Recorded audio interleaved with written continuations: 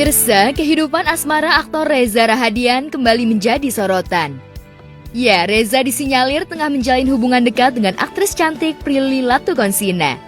Kabar tersebut muncul pasca keduanya terlihat menghabiskan waktu liburan bersama ke Labuan Bajo.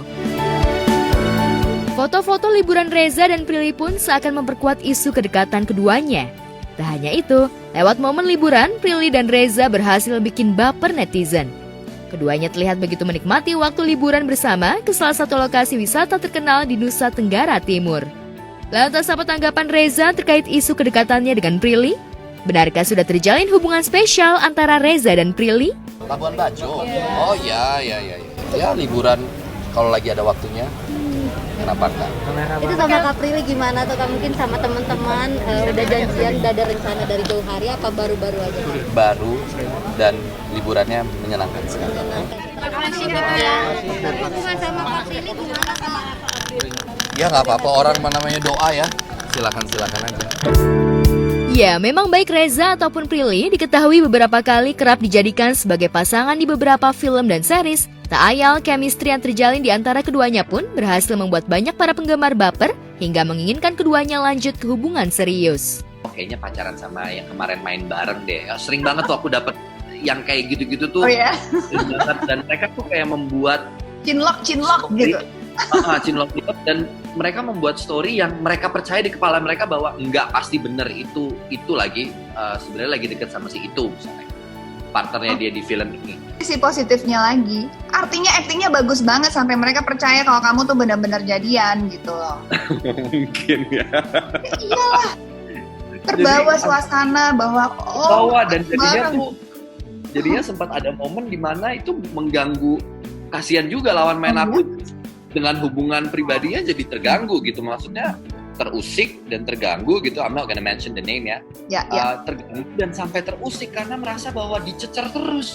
Kalau dia lagi jalan sama siapa terus dia sharing misalnya di social media, itu jadi problem kayak jahat sama Kak Reza, nggak sayang Kak Reza tuh padahal sayang banget loh sama kakak gini. I mean it's ridiculous, come on. I know. Siapa cowok di dunia kalangan artis yang akan lo pacarin? Ini menuju tipe lu ya? Reza Rahadian. Kenapa lu gak sama dia aja sih? No, this is dead ass serious. Kenapa gak sama dia aja? We'll see. He's single. We'll see. Aduh, itu doain kali ya. Itu saya minta doanya buat teman-teman semua.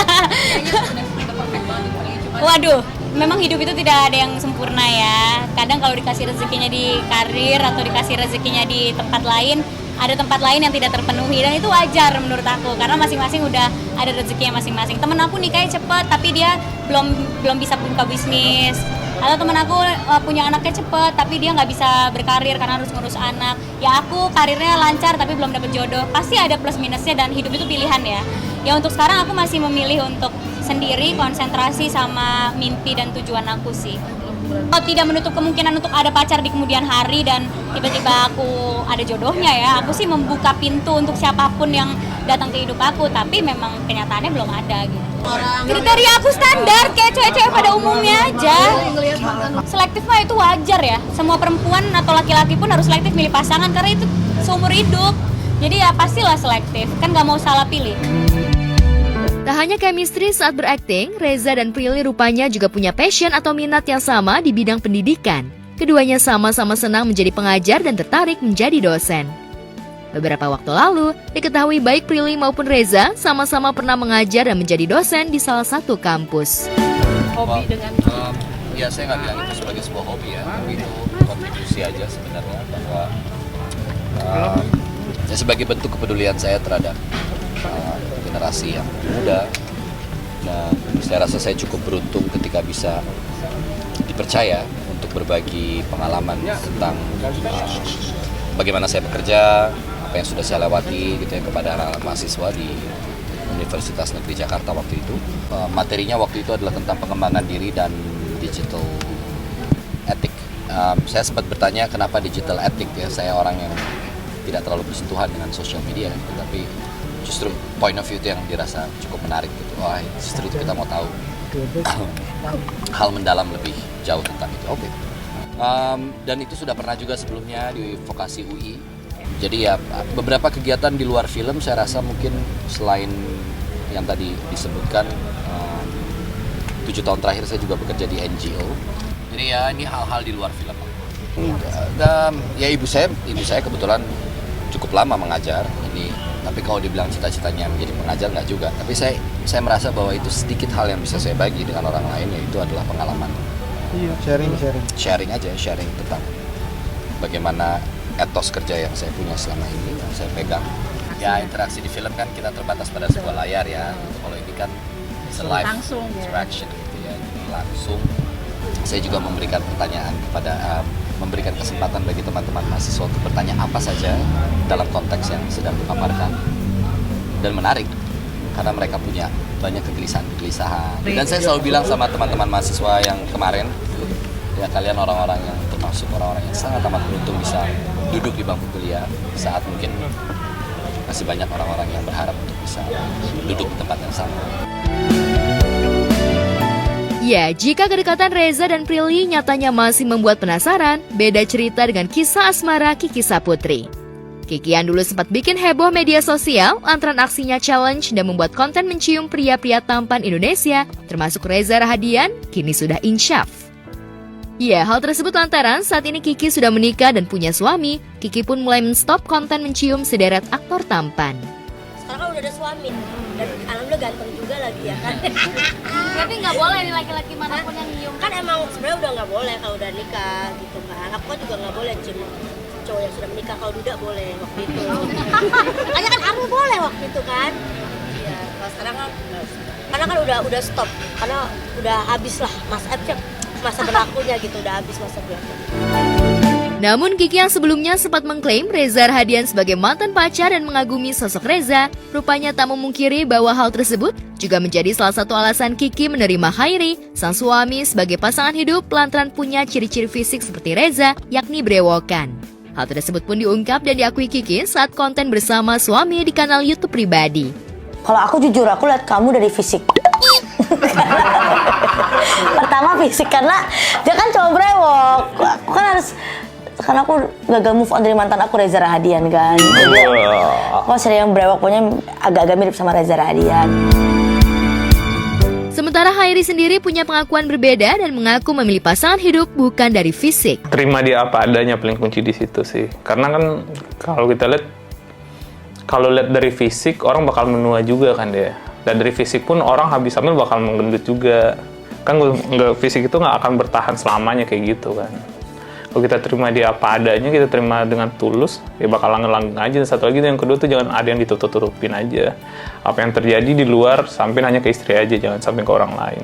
Karena istri itu kan sahabat kita selamanya, sampai kita mati. Kalau prinsip gue sih kayak gitu ya.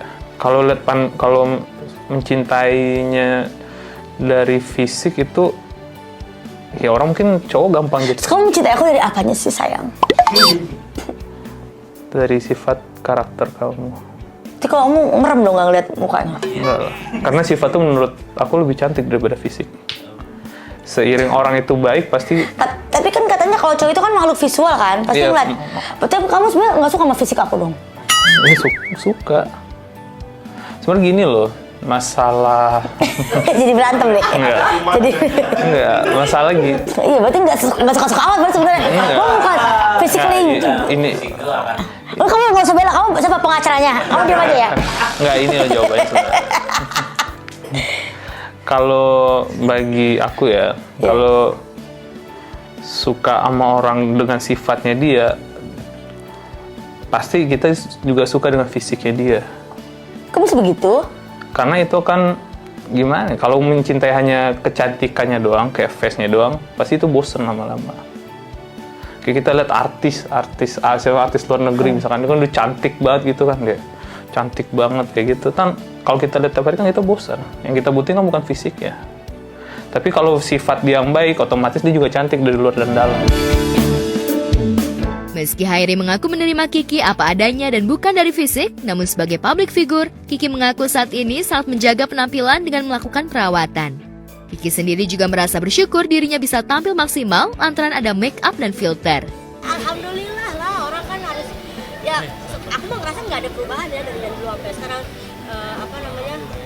Ya cuman kan orang mungkin karena sekarang filter makin bagus ya, apalagi main di TikTok itu kan, wah udah cepet banget, udah langsung buka lancip, hidung mancung gitu. Apalagi AI, mau jadi orang Korea bisa, mau jadi orang bule bisa. Tapi kemarin ke Korea sempat mau oplos atau gimana? Ya Allah, masa oplos cuma waktu 5 hari kagak cukup itu mah.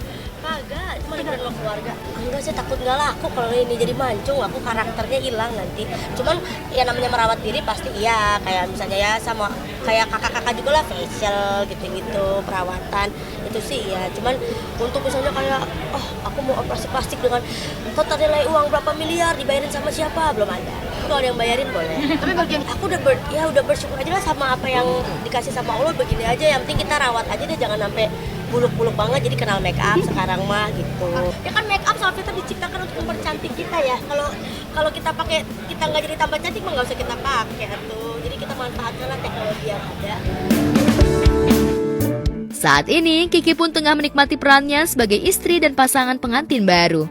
Meski terlihat mesra, namun rupanya sempat terkuak pasca menikah, Kiki dan Hairi sempat ribut dan berantem hingga 3 hari. Apa yang terjadi di antara Kiki dan Hairi? Benarkah keduanya sempat mengalami sindrom pasca menikah? Kak pernah nggak sih dari setelah menikah sampai sekarang berantem sampai berhari-hari? Pernah waktu itu sekali, 3 hari berantem. Set lantang banget jawabnya. Kan kita bisa tutupin loh. Hidup rumah tangga kita yang baik-baik aja. Ya tapi kan sama rumah tangga wajar ada berantem. Ya, itu gimana Ya, ceritain, pas kapan itu? Iya, itu 3 hari berantem sama dia. Jadi itu salah satu adaptasi Iya, penyesuaian karakter juga kita. karakter. Jadi kan aku baru pacaran sama dia itu baru 7 bulan. Jadi pas 7 bulan menikah, baru benar-benar kenal tuh pas setelah menikah di dalam satu rumah. Kayak ternyata Hairi tuh ada sifat yang seperti ini. Mungkin juga Hairi ke Kiki juga ada yang sifat kayak gitu. Iya. Salah satunya dan mungkin kita berantem kemarin itu gini. Perbedaan cara kita memandang sesuatu. Contoh misalnya, menurut Hairi tuh kalau kita menjamu tamu itu harus full. Misalnya Enggak, kayak full dampingin kayak gitu. iya sayang, full dampingin. Jadi kayak misalnya nih, karena misalnya aku punya acara, Hairi tuh selalu ada dari awal acara sampai akhir acara. Sementara di sudut pandang aku, kalaupun Hairi misalnya ada kegiatan, nggak apa-apa kan tuh acara teman-teman aku. Jadi, tapi Hairi punya prinsip seperti itu. Enggak, gue mau nemenin dulu. Ya, tapi pada saat Hairi punya acara, karena gue punya prinsip yang yaudah ini kan acara teman-teman Hairi, jadi mungkin 3 jam gue cukup lah untuk beramah tamah. Tapi menurut Hairi, enggak, lo harus temenin gue sampai selesai. Gitu, nah itu tuh yang jadi gue kayak tiba-tiba, sayang aku izinnya mau ada acara ini. Nah Hairi tuh nggak suka. Harusnya lo kelarin dulu sama acara gue, baru punya acara kayak gitu. Tapi ya penyesuaian lah, wajar kan. Namanya juga baru berapa bulan nikah kan, kita belum tahu sifat. Mungkin masih ada sifat yang belum bisa terima, Kiki belum bisa terima juga. Jadi itu kan harus kita sering-sering sama-sama menerima lah. Betul. Dan yang paling penting tuh diam-diaman. Kenapa kita butuh diam-diaman? Karena Hairi tipikal yang kalau lagi emosi atau marah tuh dia butuh tenang dulu. Iya, butuh waktu buat sendiri dulu. Jadi ya udah, nggak bisa diganggu. Kalau diganggu nanti jadi kayak prak, jadi pecah. Jadi mendingan diem dulu. Tapi kita tuh satu kamar ya sayang ya, satu tidur tapi diam-diaman. Jadi terus cuman pas udah tenang, udah ngobrol. Kamu nyamperin aku ya? Ada meeting ya gitu. Enggak. Tapi yang bikin kita ngobrol. Itu berantem yang lain lagi ya? Oke, bisa dibahas.